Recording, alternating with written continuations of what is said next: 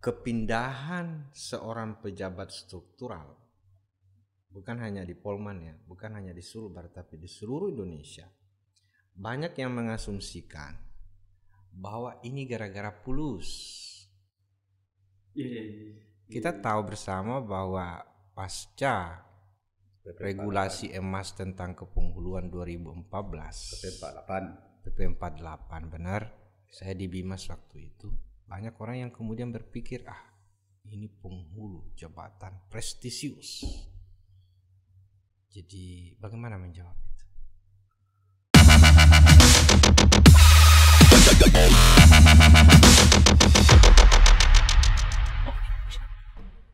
Oke, sekarang saya ke penghulu Madya Senior.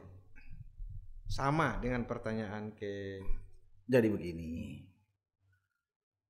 setiap pekerjaan kalau kita cintai dimanapun dan kapanpun, tidak problem di mana kita. Maksud saya dengan beliau ini kan memang awal mendaftar, saya CPPN, calon pegawai pencatat nikah. Itu dulu namanya. Nah setelah sekarang ini kan jadi penghulu, jadi sesungguhnya kembali ke laptop saja.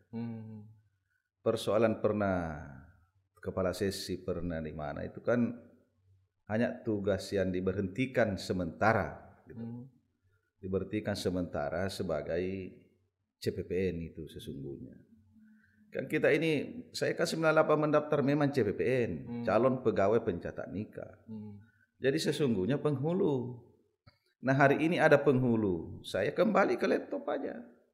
Kenapa saya tertarik di dunia kepenghuluan ini? Pertama, kita dekat dengan masyarakat.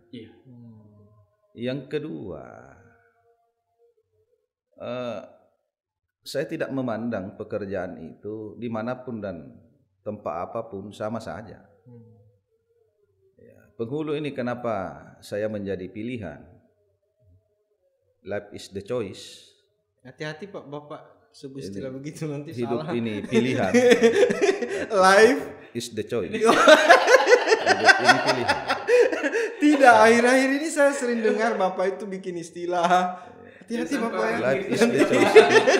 Ini pilihan. Kalau Bapak enggak tahu bahasa Inggris, sudah pakai bahasa Indonesia aja. Supaya Bapak juga paham.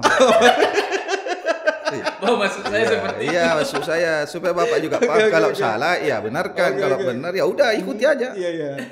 Jadi begitu. Life is the choice. Iya. Ini pilihan. Dan dimanapun ini kan pilihan-pilihan hidup. Oke. Bapak di IMAS itu kan pilihan-pilihan hidup. Bukan Mas, media center. Media center ini kan pilihan-pilihan hidup. Nah, tergantung kita mau di mana dan nyaman. Ini kan hidup ini perlu kenyamanan. Oke. Untuk apa kita duduk di mana kalau tidak nyaman? Biar di penghulu ini kalau tidak nyaman, saya minta lagi mundur. Gitu. Kalau Bapak dikasih sama pimpinan, Bapak juga ini. Iya misalnya ini kan pilihan-pilihan. Bapak ini kayak apa? Kayak presiden aja maunya ngatur sendiri. Iya minta. Ini kan makanya minta dipindahkan lagi misalnya. Ya misalnya. Itu pun misalnya. Tapi kan ini sudah nyaman. Kenapa penghulu ini nyaman? Apa yang disampaikan tadi oleh beliau Pak Is ini? Ya tentu. Apa Pak Is? Pak Is. Apa itu? Itu Pak Ismail gitu. Oh. Itu panggilan akrabnya beliau Pak Is. Oh Pak Is. Ini. Kalau saya kira itu benar. Kalau Bapak panggilan sapanya apa? Pak Bu. Kan Bapak bilang Pak Is, berarti Bapak Pak Bu. Sesungguhnya saya Pak Ari.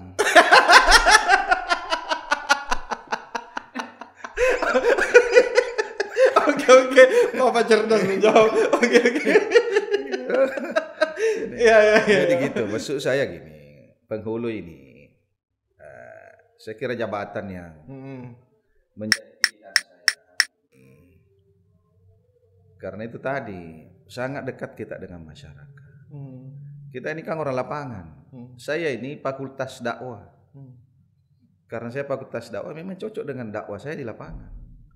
Kalau saya hanya berhadapan dengan kertas, dengan tipologi begini ya, kemungkinan tidak cocok saya dakwah itu. Memang Bapak tidak cocok. Saya lebih cocok mendakwai masyarakat karena saya orang dakwah. Ya. Saya sejak kecil memang sudah menjadi Tunggu di situ. Oke, karena terlanjur Bapak bahas itu, antara Bapak tadi yang punya banyak kesamaan, Bapak berdua ini punya perbedaan yang sangat tajam. Ya. Perbedaan yang paling tajam itu, kalau beliau ini orang yang paling lembut bicara, paling santun bicara, ya, paling penyayang. Tapi Bapak ini dikenal sebagai kepala KUA penghulu yang paling galak. Tunggu dulu. Bapak sebut tadi fakultas dakwah, tapi model dakwah Bapak jauh berbeda dengan beliau. Anda ini kan bedakan menghadapi masyarakat, menghadapi staf, menghadapi istri, menghadapi anak. Galaknya Bapak di mana? Kalau Anda galak terus, jangan-jangan Anda galak semua. Saya ini juga paham ya, saya mau balik yang berprofesi juga sebagai imam. Iya. Jadi tentu saya tahu posisinya saya harus galak di mana. Masa sih kalau jadi Bapak ini memang galak? Bapak aku saya galak. Tidak galak. Karena saya ini persepsi orang. Persepsi aja. Mendengar suara saya yang keras begini, ya, logatnya begini, itu orang kaget.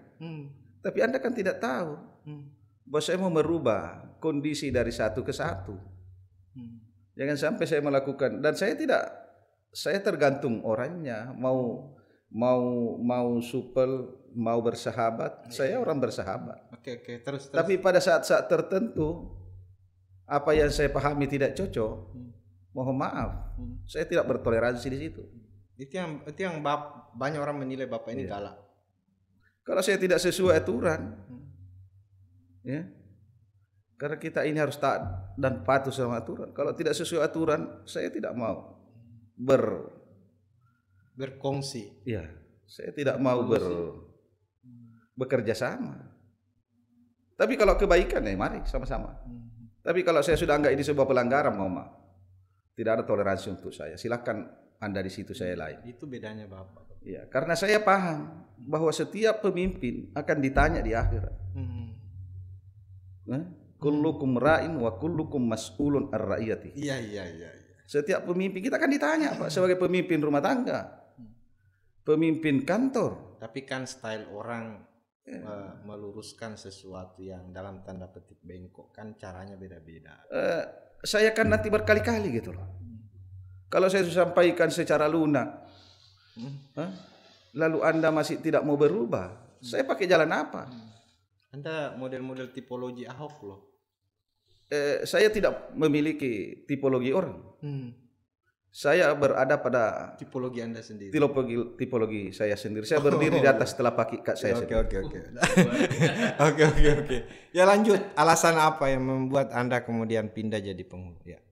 Nggak usah dicerita tadi galak lembut itu. Alasannya, itu yang saya tidak punya alasan. Alasan saya kan tadi sudah dijelaskan, ada rasa kembali ke laptop, pengabdian kepada masyarakat karena dekat kepada masyarakat. Alasan apa lagi yang? Hanya itu dua. Hanya dua, oke. Baik, saya kembalikan. Tidak ada alasan lain karena kolam susu sama aja. Kolam susu sama aja? Oh iya, kan di mana saja ini kolam susu yang kita ada. Jadi, Bapak sebagai Imas ini kolam susunya Media di situ. Center. Media Center kolam susunya di situ. Oh ya. Sebagai mantan TU kolam susunya dulu di situ. Oke. Masing-masing kita nikmati aja lah susu yang ada. Tolong dijawab pertanyaan susulannya. Banyak orang menilai bahwa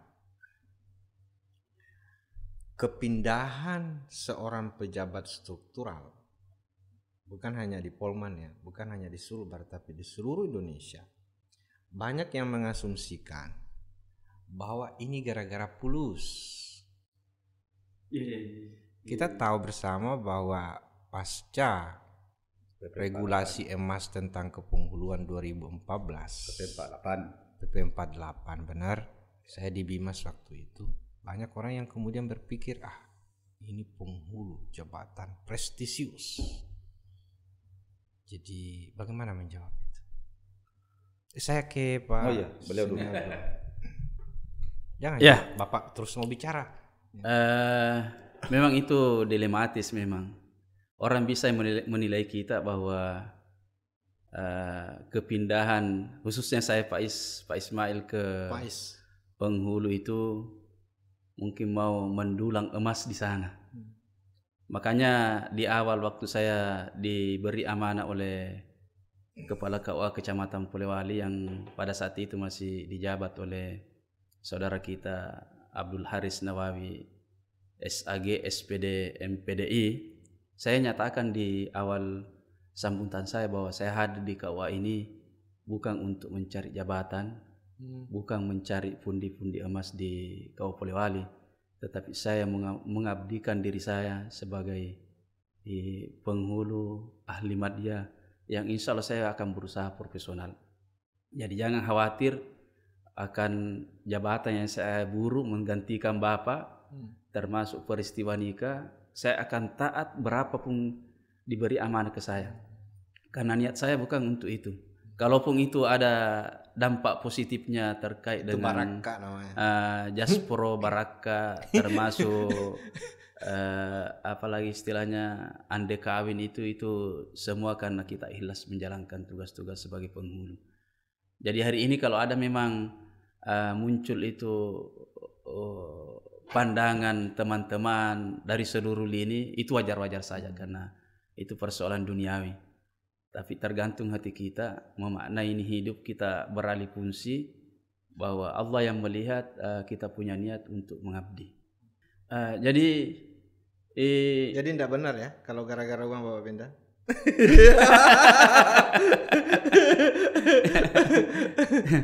Jadi memang itu tidak bisa dikesampingkan. Memang pandangan orang melihat bahwa jabatan TU dengan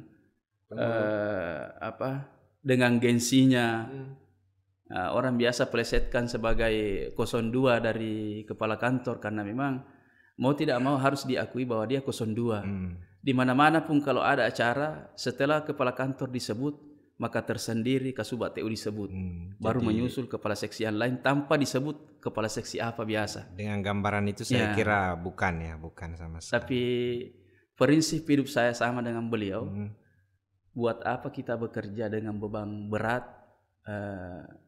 kita tidak menikmati hidup ini. Meskipun staf, kalau jabatan itu kita cintai lalu kita merasa nyaman, tetapi dengan sisi lain jangan mencari zona nyaman lalu tidak bertanggung jawab, tidak profesional melaksanakan tugas-tugasnya. Berarti bukan nyaman dalam artian negatif.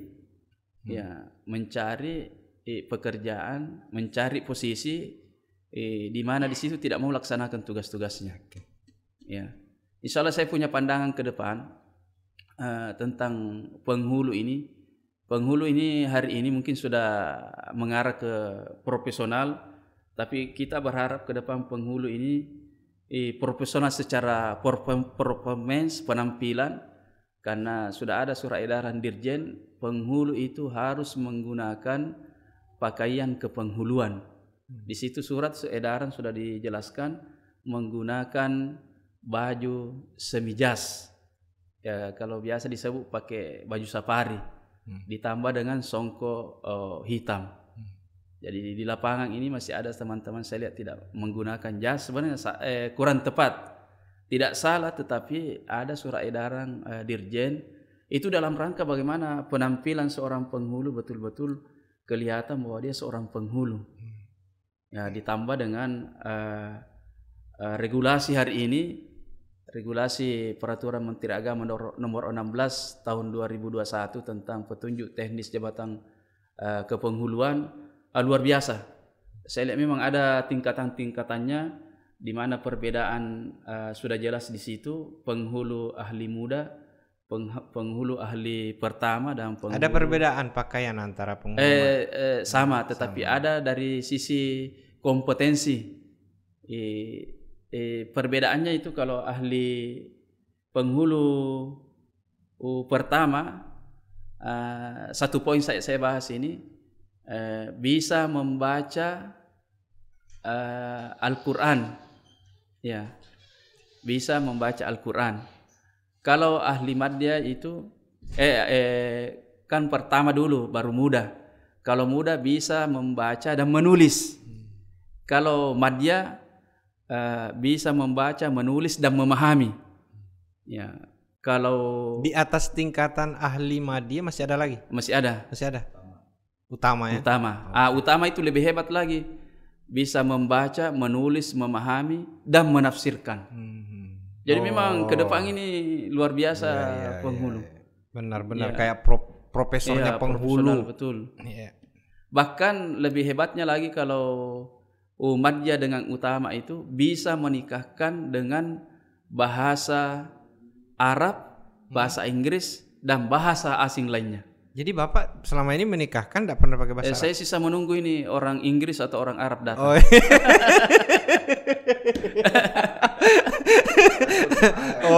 Tapi kalau ini jangan dikasih bahasa Inggris, tidak paham-paham itu. Ijabnya bisa batal loh. Tapi the life is the choice. Oke, saya ke beliau. Untuk menjawab stigma, katanya Bapak pindah jadi penghulu gara-gara. Saya kira begini. Gara-gara pulus. Saya kira pandangan itu keliru. Karena kenapa saya anggap keliru? Iya. Tidak boleh kita takar-takaran ini. Tidak boleh kita menakar orang. Iya. Karena siapa yang tahu hati saya? Iya. Siapa yang tahu hatinya Pak Is? Hatinya juga Bapak saya tidak tahu. Saya tidak pernah berpikir tentang uang. Karena uang bukan is the king buat saya. Is the king? Iya. Oke, terus. Dia bukan raja buat saya. Iya. Makanya saya tidak tertarik amat kalau orang mengatakan saya tidak ada uang. Ada uang itu setan, tapi tidak ada uang lebih setan lagi. Tapi maksud saya tidak pernah jadikan dia tujuan. Bahwa saya untuk menjadi penghulu saya berpikir bahwa di situ ada money. Tidak. Yang saya lakukan adalah inilah pilihan hidup. Yang kedua, kita ini kan pegawai negeri bersipil, siap ditempatkan dan siap. Saya suka ini. Siap apapun yang diberikan oleh pimpinan. Iya, saya suka ini. Kalau saya ditunjuk sebagai penghulu hari ini siap. Dikasih juga seperti Bapak. Ya saya juga siap. Oh iya, jadi Bapak juga mau jadi host? Iya, kalau Bapak panggil cocok jadi saya host. Tanya saudara. Kalau mau bergantian boleh juga. Tergantung pimpinan. Oke. Saya ini orang siap 24 jam. Oke. Ya. Cukup ya? Ya. Saya kira penasaran masih mau tambah. Oh iya, silakan. Jadi begini.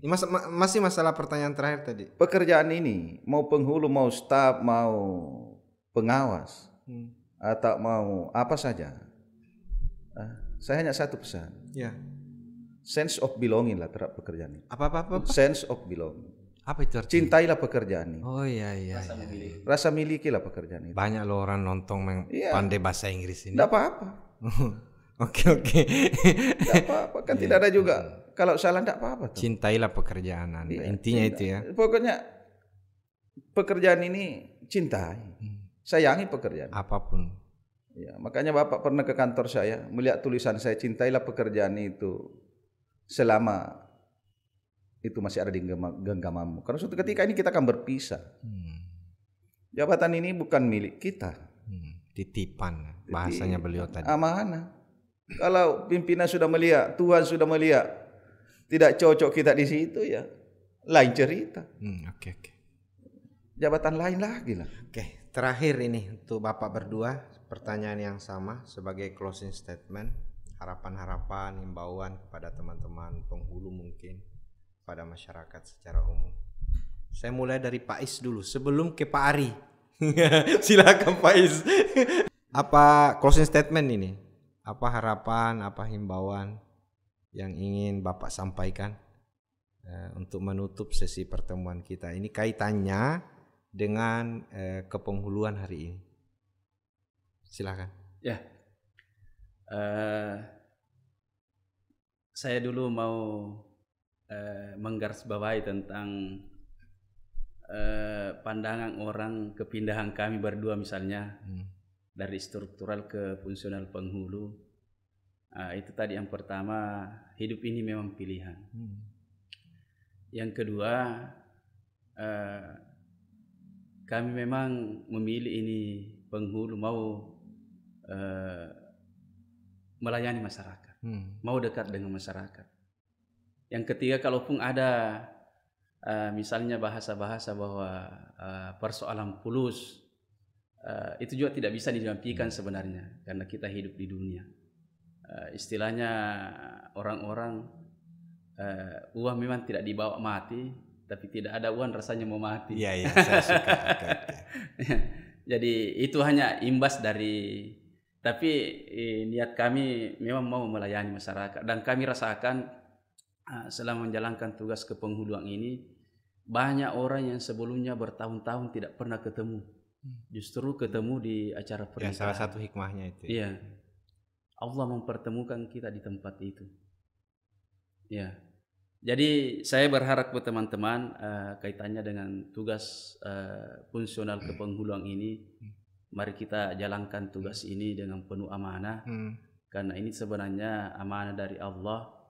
Karena sepanjang yang namanya ada manusia, tugas kepenghuluan ini tugas paling lama semenjak kehidupan Nabi Adam diciptakan di surga, ya, sampai anak cucunya sampai hari ini, itu adalah tugas yang mulia dan tugas yang paling lama. Dan sepanjang ada yang namanya kehidupan manusia pasti dibutuhkan. Kecuali kalau berhenti orang menikah baru berhenti tugasnya penghulu. Ya, kiamat baru berhenti penghulu.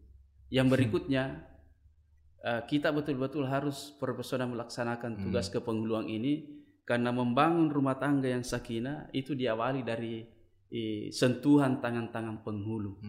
Di tangan penghulu, mulai dari pejabat tertinggi presiden sampai pejabat yang paling terendah atau manusia biasa tidak ada jabatannya, itu semua lahir dari proses tangan penghulu. Sudah 35 orang ya? 35 orang. Saya ke siapa tadi? Pak Ari. Oke, silakan Pak Ari. Terakhir, singkat, padat, jelas. Apa pesan Bapak? Bapak ini kan penghulu senior ya. Ya, jadi gini, jabatan saya di penghulu di APRI itu. Di APRI.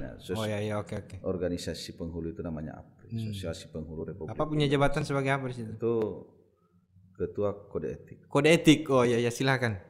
Jadi tentu saya harus berfungsi sebagai Ketua Kode Etik. Iya, silakan. Apa yang Bapak mau sampaikan? Ketua Kode Etik itu saya hanya berpesan, laksanakanlah sesuai perintah dan aturan. Yang kedua, kita harus merujuk bahwa pernikahan ini ada dua hukum yang memegang kita. Pertama, hukum Allah Subhanahu Wa Taala, karena di situ ada rukun. Ya. Yang kedua, kita harus berpegang kepada undang-undang yang mengikat. Ya, Undang-Undang nomor 1 tahun 74 dan nomor 16 tahun 2019. Sudah banyak yang berubah. Ya, artinya saya kira termasuk usia ya. Penghulu ini jabatan yang cukup bagus dan primadona buat kita semua. Kenapa? Karena pada umumnya orang tertarik ke penghulu dari segi penampilan dan kegagahan. Karena salah satu syarat menjadi penghulu Pak harus gagah. Begitu. Bapak juga melanggar aturan itu, karena dalam aturan tidak ada itu. Maksud saya, Bapak tadi bilang sesuai aturan, Bapak tambah-tambah aturan. Di masa saya, itu Pak kalau orang mau jadi CPPN diukur dan dilihat kegagahannya. Ya.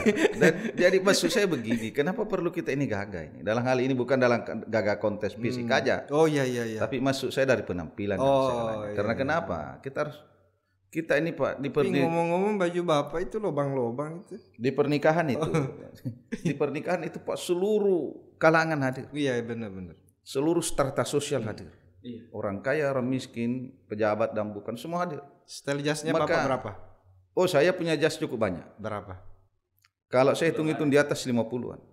Di atas 50 Pak Haji berapa jasnya? 50 katanya. Iya, di atas 50-an. Dan situ. Oke. Terima kasih Pak. Makasih Pak Is.